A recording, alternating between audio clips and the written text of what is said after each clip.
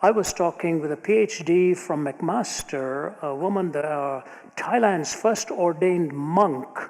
A woman got her doctoral from McMaster University here and then became ordained in Sri Lanka and was living in Thailand.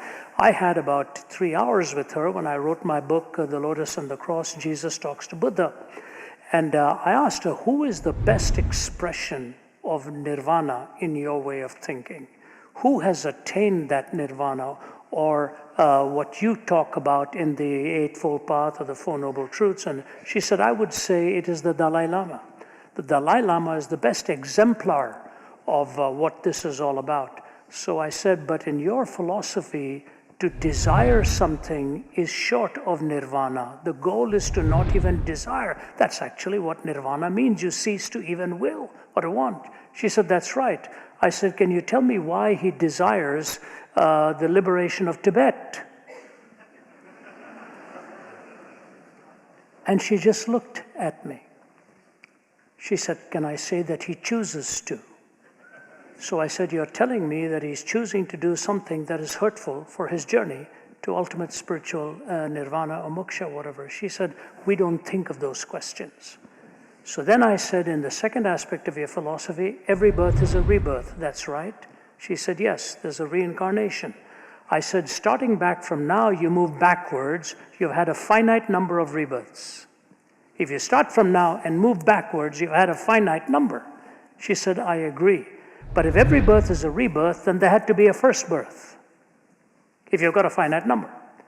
And in the first birth, what was it you were paying for by way of your karma if you hadn't had a previous birth? She says, I just told you, we don't ask such questions.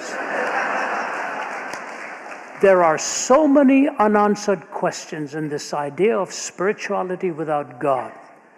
Where do you get your essence from? Where do you get your directives from? Where do you get moral reasoning from? I know, for example, people who go into silence and meditation, and they come back thinking all religions are right. Somebody else comes back thinking all religions are wrong. Someone else goes into silence and comes back thinking everybody who disagrees with me I need to get rid of. This is the kind of thing you have when you are self-reflective of your values. So the first thing, let me say to the person, I affirm their desire to go and have that silence. I think it's a wonderful thing. Some of us need to learn that. But the whole point of opening your mouth is for something to fill it, not to leave it empty. And if you come back from a meditative process, totally empty except full of what you want to think about, you will run dry.